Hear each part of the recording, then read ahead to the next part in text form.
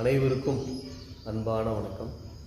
இப்போ நம்ம வர்மக்கலை அடிமுறைகளில் பல வர்மங்களை நான் உங்களுக்கு சொல்லிக் கொடுத்துருக்கேன். இன்றைய தினம் உங்களுக்கு இந்த கவலிக்கால வர்மம் அப்படிங்கிறது எங்கே இருக்குது, அதை எப்படி கையாளலாம் அப்படிங்கிற பற்றி உங்களுக்கு தெளிவாக காட்டுறேன். பாருங்கள், நல்லா கேட்டுக்குங்க. இந்த கவலிக்கால வர்மம் அப்படிங்கிறது எங்கே இருக்குது அப்படின்னா, ஆட்காட்டி விரலுக்கும் கட்டை விரலுக்கும் நடுவில் இருக்கக்கூடியது தான் கவலிக்கால வர்மம்னு பேர். சரியா? இப்போது இந்த கவலி வர்மத்தை எப்படி நாம் இயக்கினா அது வேலை செய்யணும் அப்படிங்கிற காட்டுறேன். தெளிவாக இடத்த பார்த்துக்குங்க. இந்த கட்டை விரலை எடுத்து இப்படி மடிச்சிங்கன்னு வச்சுங்களேன். இப்போ இந்த இடத்துல புடைப்பாக ஒரு பகுதி தெரியும்.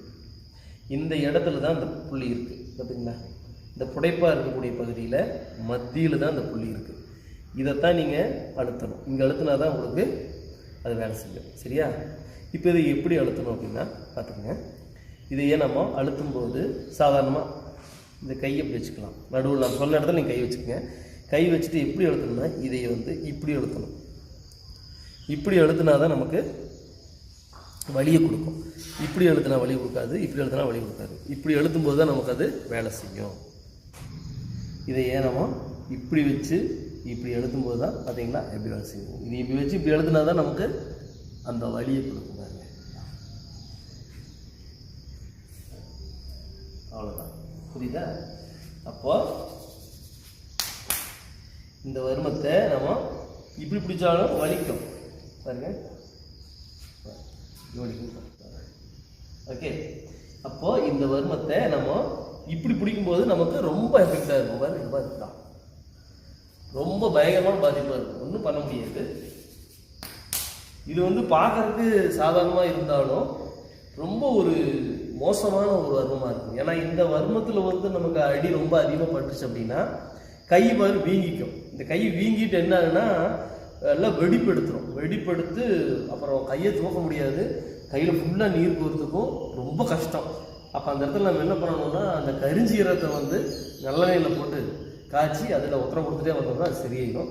ஆனால் இது எப்போவுமே நம்ம அதிகமாக அழுத்தக்கூடாது. அது பிரச்சனை கொண்டு பார்த்துக்கங்க.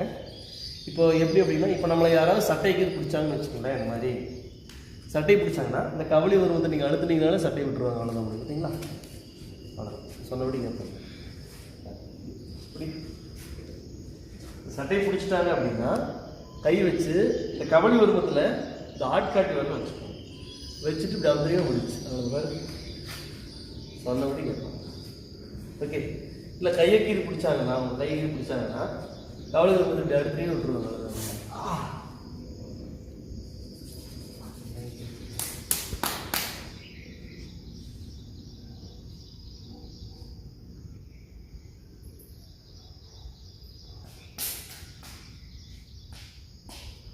இப்போ கத்தி வச்சு யாராவது வெட்டுனாங்கனாலும் நம்ம அந்த வர்மத்தை எப்படி பயன்படுத்தலாம். பிடிச்சி அவ்வளோதான். கத்தியில் வச்சு வெட்டும்போது தடுத்து பாருங்க, இந்த 2 விரல் இப்படி வைக்கணும். அந்த விரலை மட்டும் காட்டு. இந்த விரலை இங்கே வச்சு இப்படி அமுத்தினா ஆட்டோமேட்டிக்காக அதை கத்தியில் விடணும். நீங்கள் அதுக்கப்புறம் இங்கே குத்திடலாம். ஒரே குத்தலாம், இப்படி அடிக்கலாம். சரியா? நல்லது, மகிழ்ச்சி. மேலும் ஒரு நல்ல காணொலியோடு உங்களை சந்திக்கிறேன். நன்றி.